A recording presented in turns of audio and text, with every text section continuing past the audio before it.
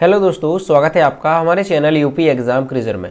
दोस्तों, आज के वीडियो में हम 12 मार्च से संबंधित उत्तर प्रदेश के सभी एग्जाम्स के लिए मोस्ट इंपॉर्टेंट करंट अफेयर के क्वेश्चंस को डिस्कस करेंगे और हर एक क्वेश्चन से रिलेटेड आपको फैक्ट भी बताएंगे। और वीडियो के अंत में हम आपसे एक क्वेश्चन भी पूछेंगे जिसका जवाब आपको कमेंट बॉक्स में देना है।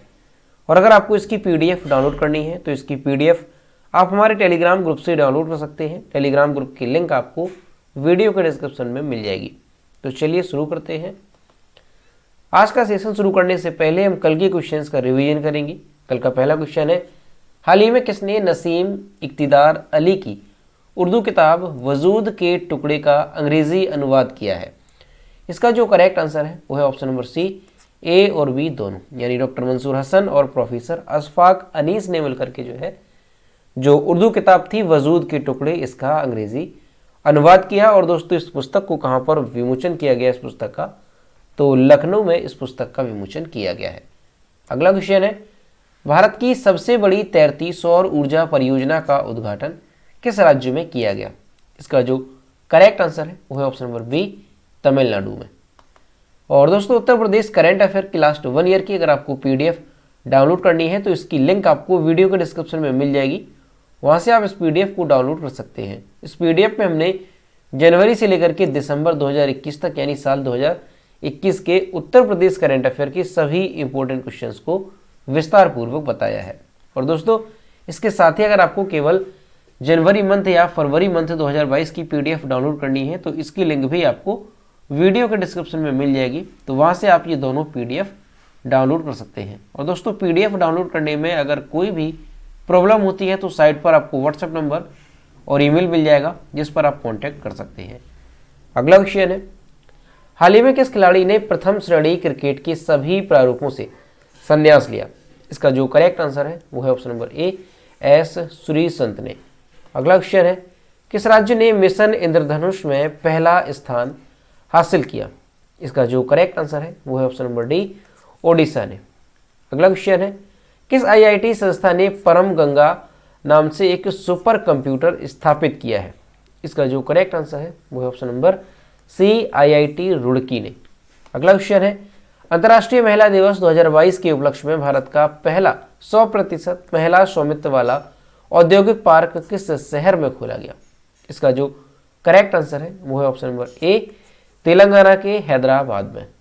अगला क्वेश्चन है, freedom of the world 2022 report के अनुसार भारत को लोकतंत्र और मुक्त समाज के मामले में कैसा देश कहा गया? इसका जो करेक्ट आंसर है वो है ऑप्शन नंबर ए, आंशिक रूप से मुक्त। अगला क्वेश्चन है, कौन सी राज्य सरकार आमा योजना और बहनी योजना शुरू करेगी? इसका जो करेक्ट आंसर है वो है ऑप्शन नंबर बी, सिक्किम सरकार। अगला क्वेश्चन है, किसने Grandi Scacchi Cattolica international open शतरंज टूर्नामेंट जीता है? इसका जो करेक्ट आंसर है वो है option number C, SL Narayanan ने। तो दोस्तों, ये थे कल के क्वेश्चंस जिसका हमने रिवीजन किया। अब हम शुरू करते हैं आज का ISSF विश्व कप 2022 में कौन सा देश शीर्ष स्थान पर रहा? इसका जो करेक्ट आंसर है वो है option number B, Bharat.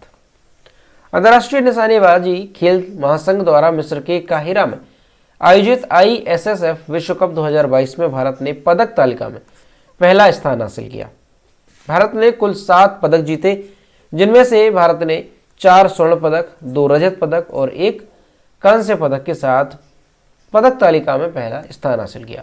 Norway जो है इसमें दूसरे स्थान पर रहा, जहां पर नॉर्वे ने 6 पदक जीते, 3 स्वर्ण पदक, 1 रजत और 2 कांस्य पदक। इसके अलावा जो फ्रांस है वो तीसरे स्थान पर फ्रांस रहा, जिसने कुल 3 स्वर्ण पदक जीते हैं। और यहाँ पर ध्यान रखना है कि उत्तर प्रदेश के जो सौरभ चौधरी हैं उन्होंने पिछले हफ्ते इसी प्रतियोगिता में, जो कि मिस्र के काहिरा में आयोजित की गई है, तो भारत को पहला गोल्ड मेडल दिलाया था। और किस स्पर्धा में? तो पुरुषों की 10 मीटर एयर पिस्टल स्पर्धा में इन्होंने स्वर्ण पदक दिलाया था। और इन्होंने किसको हराया था? तो जर्मनी के माइकल स्वाल्ड को 16-6 से इन्होंने हराया था। तो ये भी आपको ध्यान रखना है कि इस प्रतियोगिता में, यानी ISSF विश्व कप 2022 में जो सौरभ चौधरी हैं इन्होंने कौन सा मेडल दिलवाया? तो भारत को पहला गोल्ड मेडल इन्होंने दिलवाया था। और ये उत्तर प्रदेश के मेरठ के रहने वाले हैं। अगला क्वेश्चन है, नेपाल की किस ट्रांसजेंडर कार्यकर्ता को इंटरनेशनल वुमेन ऑफ करेज पुरस्कार से सम्मानित किया गया? इसका जो करेक्ट आंसर है वो है ऑप्शन नंबर सी, भूमिका श्रेष्ठ को। नेपाल की ट्रांसजेंडर कार्यकर्ता भूमिका श्रेष्ठ को प्रतिष्ठित इंटरनेशनल वुमेन ऑफ करेज पुरस्कार 2022 दिए जाने की घोषणा की गई है। उन्हें यह सम्मान LGBTI समुदाय के जीवन में सुधार की कोशिशों के लिए दिया जा रहा है। अमेरिकी विदेश विभाग का यह लगातार दूसरा साल है जब किसी नेपाली नागरिक को यह पुरस्कार दिया गया है। पिछले साल मुस्कान खातून को तेजाब हमलों के खिलाफ उनके काम के लिए यह पुरस्कार दिया गया था। तो दोस्तों ध्यान रखना है कि नेपाल के जो ट्रांसजेंडर कार्यकर्ता हैं भूमिका श्रेष्ठ, इन्हें जो है इंटरनेशनल वुमेन ऑफ करेज पुरस्कार 2022 दिए जाने की घोषणा की गई और ये दूसरी बार है जब किसी नेपाली नागरिक को यह पुरस्कार लगातार दिया जा रहा है। यानी पिछली साल भी दिया गया था किसी मुस्कान खातून को तेजाब हमलों के खिलाफ उनके काम करने के लिए। और दोस्तों अगर आपको इस वीडियो का ऑडियो रिवीजन करना है तो इसकी जो ऑडियो रिवीजन है वो खबरी ऐप पर सुन सकते हैं। खबरी ऐप पर आपको कैसे जुड़ना है, तो सबसे पहले आपको गूगल प्ले स्टोर पर जाना है और वहां पर आपको खबरी एप्लीकेशन डाउनलोड करना है। खबरी एप्लीकेशन डाउनलोड करने के बाद आपको इस वीडियो के डिस्क्रिप्शन में जो लिंक दी गई है ऑडियो रिवीजन करके उस पर क्लिक करना है। जैसे ही आप लिंक पर क्लिक करेंगे तो आप खबरी एप्लीकेशन पर पहुंच जाएंगे और वहां पर आपको यूपी एग्जाम क्रेजर के नाम से एक चैनल शो होगा जिसे आपको फॉलो कर लेना है। और उसके बाद से जो है आप जो Uttar Pradesh daily current affair का ऑडियो रिवीजन है वो 3 से 4 मिनट में सुन सकेंगे और उसका जो रिवीजन है बड़े ही आसानी से कर सकेंगे। तो वीडियो का ऑडियो रिवीजन करने के लिए खबरी ऐप पर जरूर जुड़ें। मार्च 2022 में आयोजित होने वाले 2041 क्लाइमेट फोर्स अंटार्कटिका अभियान के लिए निम्न में से किसे भारत का प्रतिनिधि चुना गया है?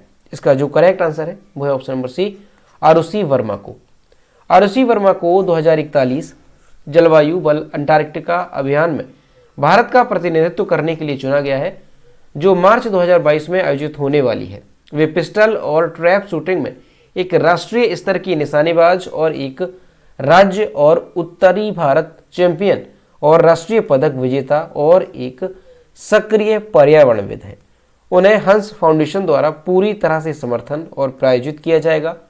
2041 क्लाइमेट फोर्स अंटार्कटिका अभियान अगली पीढ़ी के सस्टेनेबिलिटी चैंपियन को प्रशिक्षित करने और विकसित करने एवं निगमों को उनके स्थिरता समाधानों में मदद करने हेतु एक वैश्विक पहल है। तो यहाँ से आपको ये ध्यान रखना है कि 2041 जलवायु बल अंटार्कटिका अभियान में भारत का प्रतिनिधित्व करने के लिए किसे चुना गया? तो ये चुना गया है आरुषि वर्मा को। और दोस्तों ये जो अभियान है ये मार्च 2022 में आयोजित किया जाएगा। अगला क्वेश्चन है, भारत की निम्न में से कौन सी महिला बॉलर विश्व कप में विकेट लेने के मामले में संयुक्त रूप से प्रथम स्थान पर पहुंच गई है?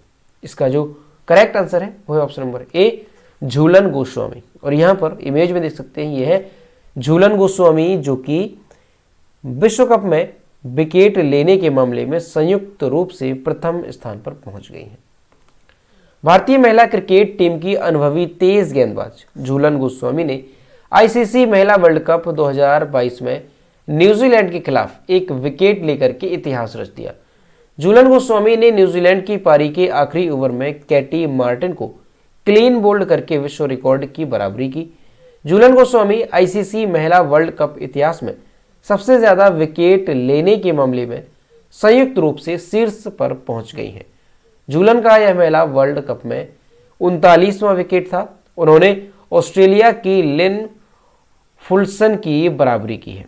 ठीक है, यहां पर ध्यान रखना है कि जो झूलन गोस्वामी हैं इन्होंने महिला वर्ल्ड कप में सबसे ज्यादा विकेट लेने के मामले में ये संयुक्त रूप से शीर्ष स्थान पर पहुंच गई हैं। यानी ये झूलन गोस्वामी है, इनका ये 39वां विकेट था और जो है इन्होंने किसकी बराबरी कर ली है? तो ऑस्ट्रेलिया की लिन फुल्स्टन की इन्होंने बराबरी कर ली है जिन्होंने भी 39 विकेट लिए हैं। वह महिलाओं की एक दिवसीय इतिहास में सर्वाधिक विकेट लेने वाली गेंदबाज भी हैं जिन्होंने 197 मैचों में 248 विकेट लिए। तब यहाँ पर यह भी ध्यान रखना है कि अगर ये पूछा जाए कि एक दिवसीय महिलाओं की एक दिवसीय इतिहास में सबसे ज्यादा विकेट लेने वाली गेंदबाज कौन है, तब फिर होगा आंसर झूलन गोस्वामी।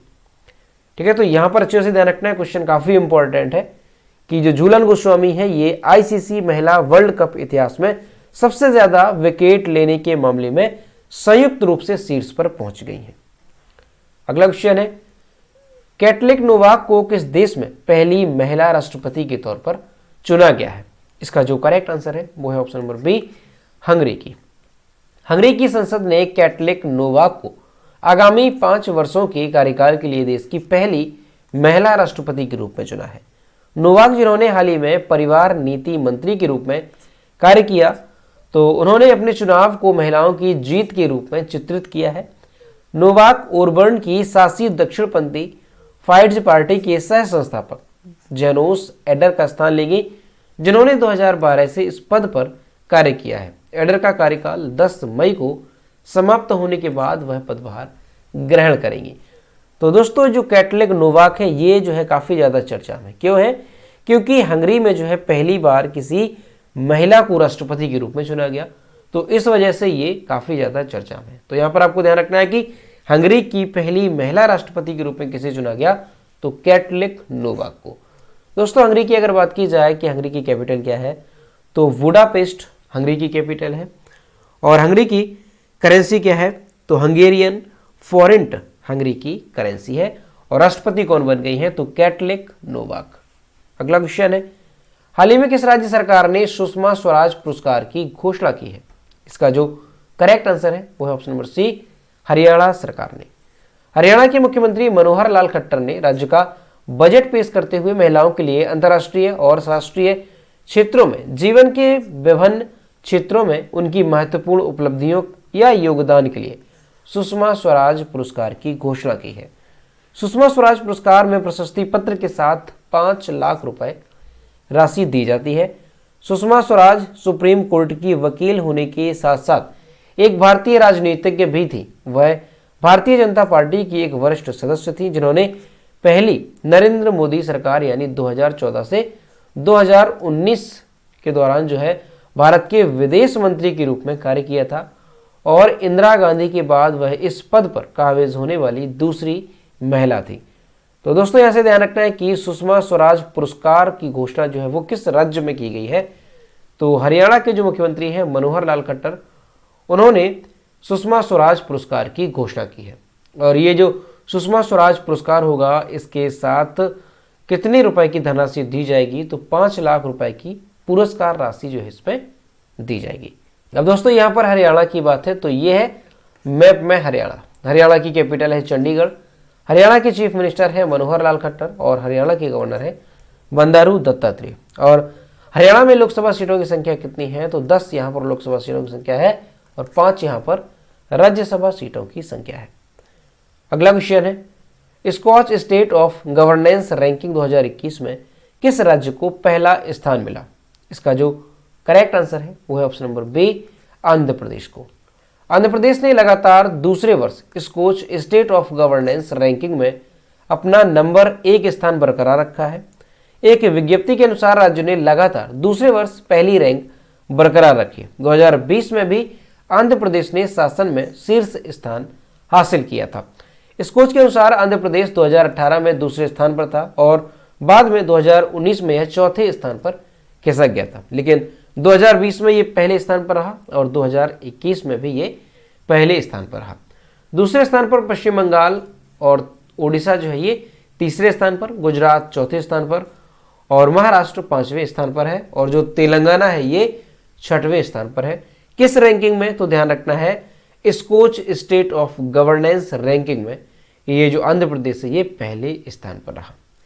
अब दोस्तों, यहाँ पर आंध्र प्रदेश की बात है, तो ये है मैप में आंध्र प्रदेश। आंध्र प्रदेश की कैपिटल है अमरावती। आंध्र प्रदेश के चीफ मिनिस्टर हैं वाई.एस. जगन मोहन रेड्डी और आंध्र प्रदेश में गवर्नर कौन है? तो विश्वभूषण हरिचंदन आंध्र प्रदेश के गवर्नर हैं। और आंध्र प्रदेश में लोकसभा सीटों की संख्या कितनी है? तो 25 यहाँ पर लोकसभा सीटों की संख्या है और 11 यहाँ पर राज्यसभा सीटों की संख्या है। अगला क्वेश्चन है, हाल ही में दक्षिण कोरिया के नए राष्ट्रपति कौन चुने गए? इसका जो करेक्ट आंसर है वो है ऑप्शन नंबर ए, यूं सुक योल। यूं सुक योल को देश के नए राष्ट्रपति के रूप में चुने जाने के लिए 2022 दक्षिण कोरियाई राष्ट्रपति चुनाव का विजेता घोषित किया गया है। वह 5 साल की निश्चित अवधि के लिए 10 मई 2022 को राष्ट्रपति के रूप में पदभार ग्रहण करने वाले हैं। यूं सुक योल वर्तमान राष्ट्रपति मून जे इन का स्थान लेंगे। तो दोस्तों ध्यान रखना है कि दक्षिण कोरिया के जो नए राष्ट्रपति बन गए हैं वो कौन बन गए हैं, तो यूं सुक योल जो है दक्षिण कोरिया के राष्ट्रपति बन गए हैं। दोस्तों दक्षिण कोरिया की अगर बात की जाए कि इसकी कैपिटल क्या है, तो सियोल दक्षिण कोरिया की कैपिटल है। और दक्षिण कोरिया की करेंसी क्या है, तो दक्षिण कोरियाई वॉन दक्षिण कोरिया की करेंसी है। अगला क्वेश्चन है, निम्न में से किस देश की पर्यावरण वकील रिजवाना हसन को हाल ही में वर्ष 2022 के अंतर्राष्ट्रीय महिला साहस पुरस्कार के लिए चुना गया है?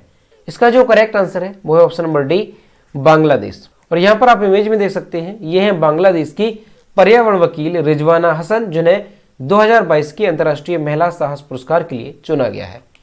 बांग्लादेश के पर्यावरण वकील रिजवाना हसन को हाल ही में वर्ष 2022 के अंतर्राष्ट्रीय महिला साहस पुरस्कार के लिए चुना गया है, जिसमें विश्व भर की 12 महिलाओं को शामिल किया गया है, जिन्हें समुदायों में बदलाव लाने के लिए असाधारण साहस और नेतृत्व दिखाने के लिए अमेरिकी विदेश विभाग द्वारा पुरस्कार से सम्मानित किया जाएगा। तो दोस्तों आपको ध्यान रखना है कि बांग्लादेश की जो पर्यावरण वकील है रिजवाना हसन, इन्हें जो है वर्ष 2022 के अंतर्राष्ट्रीय महिला साहस पुरस्कार के लिए चुना गया। अब दोस्तों इनका जो नाम है वो काफ़ी इंपॉर्टेंट है, क्योंकि 2012 में इन्हें जो है रमन मैग्सेसे पुरस्कार दिया गया था। तो ये चीज़ आपको ध्यान रखनी है, रिजवाना हसन को जो है 2012 में कौन सा पुरस्कार मिला था, तो रमन मैग्सेसे पुरस्कार से इन्हें सम्मानित किया गया था 2012 में। और दोस्तों इसके अलावा अगर देखा जाए कि जो अंतर्राष्ट्रीय महिला साहस पुरस्कार है, इसकी जो स्थापना है वो कब हुई थी, तो 2007 में अंतर्राष्ट्रीय महिला साहस पुरस्कार की शुरुआत हुई थी। और इसकी जो स्थापना है वो किसने की थी, तो अमेरिकी विदेश विभाग द्वारा असाधारण साहस, ताकत और नेतृत्व वाली महिलाओं को सम्मानित करने के लिए इसकी स्थापना की गई थी। तो दोस्तों ये थे 12 मार्च से संबंधित उत्तर प्रदेश के सभी एग्जाम्स के लिए मोस्ट इंपॉर्टेंट करंट अफेयर के क्वेश्चन जो कि हमने डिस्कस किए। अब हम देखते हैं कल के वीडियो का क्वेश्चन जो हमने आपसे पूछा था। तो ये है कल के वीडियो का क्वेश्चन जो हमने आपसे पूछा था। हाल ही में अनामिका ने स्काई डाइविंग का लाइसेंस हासिल करने वाली सबसे कम उम्र की भारतीय महिला बनकर इतिहास रच दिया है। ये किस शहर से है? इसका जो करेक्ट आंसर था वो ऑप्शन नंबर सी था, प्रयागराज। और लगभग सभी स्टूडेंट्स ने इसके सही जवाब दिए। और मैं आपसे हर रोज कहता हूं कि जो भी क्वेश्चन आपसे पूछा जाए तो सभी लोग क्वेश्चन का आंसर जरूर किया करो। तो ये है आज का क्वेश्चन, भारत में शयन मुद्रा में भगवान बुद्ध की दुनिया की सबसे लंबी प्रतिमा किस राज्य में बन रही है? ऑप्शन नंबर ए है उत्तर प्रदेश, बी है झारखंड, सी है बिहार और डी है पंजाब। तो इसका जो भी करेक्ट आंसर है वो आपको कमेंट बॉक्स में बताना है। तो दोस्तों अगर आपको आज का वीडियो पसंद आया हो तो वीडियो को लाइक करें, अपने दोस्तों के साथ शेयर करें और अगर अभी तक हमारे चैनल पर नए हैं तो चैनल को सब्सक्राइब करना ना भूलें। साथ ही बेल आइकन को भी प्रेस करें ताकि टाइम टू टाइम नोटिफिकेशन आप तक पहुंचता रहे। तो मिलते हैं नेक्स्ट वीडियो में। Thank you.